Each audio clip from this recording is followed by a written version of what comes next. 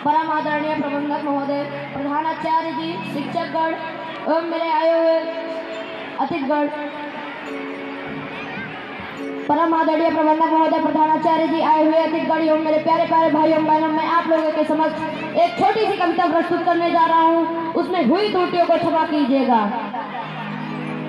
वह सतलज में स्वतंत्रता की लहर उठाने आया था, अंग्रेजों के महामहल की नींद उड़ाने आया था। वह स्वतंत्र देश के मन में मुक्ति जगाने आया था, हर गुलाम को इनकलाब का ख्वाब दिखाने आया था, बलवेदी के सैया पर सोने के खातिर आया था।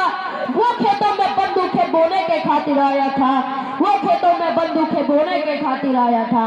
वो क्रांतिकारी अपनी भारत की पूर्वाई में जीवित है, वो क्रांतिकारी अपनी भारत की पूर्वाई में जीवित है। वो भगत सिंह अब भी भारत की तरुणाई में जीवित है, वो भगत सिंह अब भी भारत की तरुणाई में जीवित है। तो 7 साल में एक स्वतंत्र एहसास रखा था जिसने, ईश्वर से ज्यादा खुद पर विश्वास रखा था जिसने, वो मुक्ति के यज्ञ कुंड पर मंडराता परवाना था। आजादी के दुल्हन का वह दूल्हा बड़ा दीवाना था, आजादी के दुल्हन का वह दूल्हा बड़ा दीवाना था। उस बब्बर की बेखौफ चाल बल के पद पर भी रुकी नहीं, उस मर्दाने की मूंछ कभी सत्ता के आगे झुकी नहीं, उस मर्दाने की मूंछ कभी सत्ता के आगे झुकी नहीं। तो तिरछी तिरछी आंखों ने, तो तिरछी तिरछी आंखों ने गोरों को सीधा कर डाला, तो तिरछी तिरछी आंखों ने गोरों को सीधा कर डाला।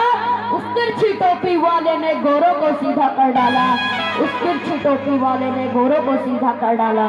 तो आजादी के उत्सव की हर सेनाई में जीवित है, वो भगत सिंह अब भी भारत की तरुणाई में जीवित है, वो भगत सिंह अब भी भारत की तरुणाई में जीवित है। What an amazing speech! Please clap. Ramdas को जो कौशल्या कंटक मन को आई, जब भगत सिंह से जेल में उनकी मां विद्यावती मिलने गई, बोले भगत सिंह मां मेरी देह न लेने आना, बोले भगत सिंह मां मेरी देह न लेने आना, वीरे कुल बेरा को ही इस कार्य हेतु भिजवाना। मैं आदेश तुम्हें दूंगा, अरे मैं आदेश तुम्हें दूंगा, इतना मुझको अधिकार नहीं, पर मेरी लाश पर तेरा रोना मां मुझको स्वीकार नहीं। कंठों में रंग बसंती वाली, कंठों में रंग बसंती वाली राह में ठंडी हो जाए, तेरे आंसू से मां आजादी की आग में ठंडी हो जाए। लोग कहेंगे अपने संयम को कैसे खो सकती है, अरे रोने वाली भगत सिंह की मां कैसे हो सकती है, अरे रोने वाली भगत सिंह की मां कैसे हो सकती है। तो स्वतंत्रता के कालखंड की लड़ाई में जीवित है, वो भगत सिंह अब भी भारत की तरुणाई में जीवित है, वो भगत सिंह अभी भारत की तरुणाई में जीवित है।